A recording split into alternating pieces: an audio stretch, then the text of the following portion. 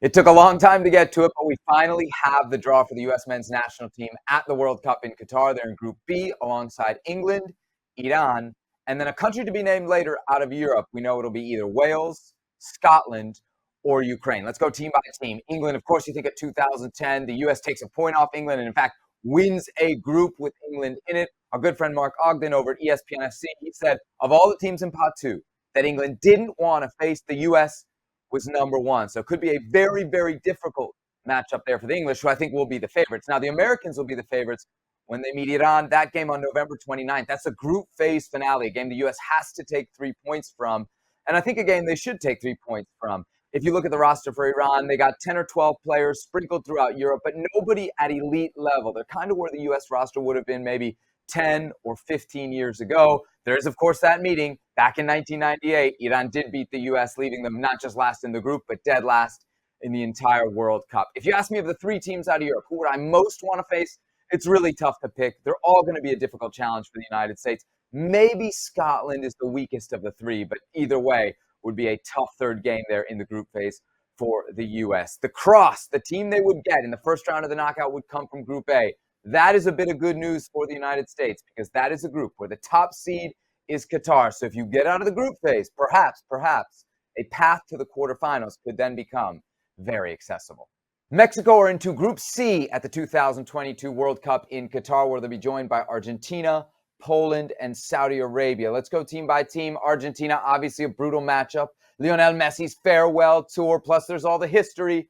2006, 2010, Argentina knocking Mexico out in the round of 16. On top of that, a little added fuel. Tata Martino, the manager for Mexico, at least for now, he's from Argentina. Should be a fascinating matchup. That one on November 26th, the second of the 3 games. First of the 3 games for Mexico will be against Poland. Yes, Robert Lewandowski, he scares you. He could do some damage against Mexico, but Poland, in their last 2 major tournament appearances, not so great. 1 win in 6 out in the group phase at the 2018 World Cup and out in the group phase at the European Championships. Those 2 games will set us up for the group phase finale for Mexico against Saudi Arabia. Mexico should be huge favorites here. The entire Saudi Arabian roster plays domestically. They're not in the elite leagues around Europe, so Mexico will be absolutely, for sure, the favorite to take 3 points in that group phase finale, and they'll probably need to do so to get out of the group.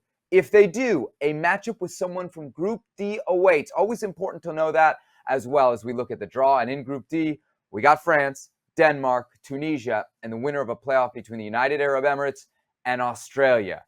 You don't want Denmark, and you definitely don't want France if Mexico are going to try to get to that infamous quinto partido. Canada is into Group F at the 2022 World Cup in Qatar. They find themselves there alongside Belgium, Croatia, and Morocco. It was always going to be tough for Canada coming out of Pot 4 in that draw. Let's go team by team. We'll start with Belgium. Now, Belgium ranked number 1 in the world for the longest time up until just recently. So, of course, they're loaded with talent. They're the favorites big time over Canada, but just to win this group in general. However, if you look at the other teams out of Pot 1, Belgium is vulnerable defensively. If we look at their record, not just in qualification, but also at the latest European Championships. Against a team like Canada, that can cost you. Canada, we know, has one-on-one game breakers and multiple very talented goal-scoring options. That game will be played November 23rd.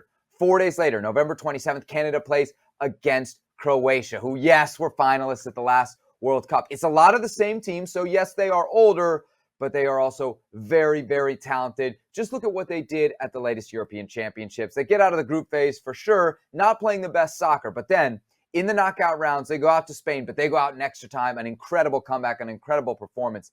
They can do some damage, not just in this group, but in this tournament as well. And then the team out of Pot 3 is Morocco, equally talented. They got half the team, well, not half the team, I exaggerate, but quite a few players that play for Sevilla.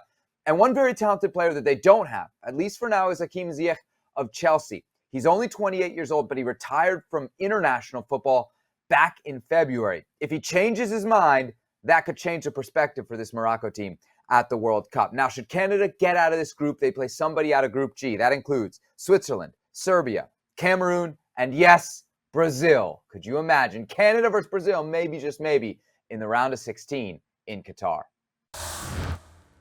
Well, thank you very much for watching ESPN on YouTube. For more sports highlights and analysis, be sure to download the ESPN app. And for live streaming, premium content, and let's not forget as well, ESPN FC 7 days a week. Subscribe to ESPN Plus.